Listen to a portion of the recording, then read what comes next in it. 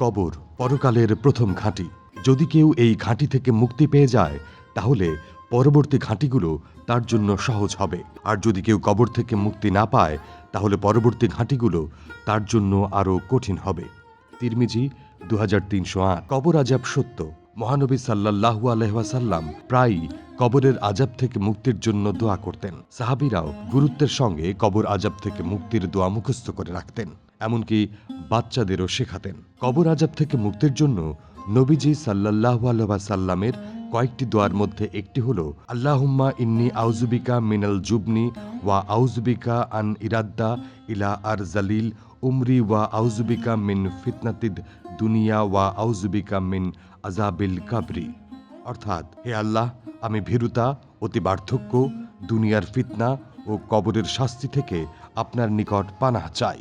Sahih Bukhari 2822।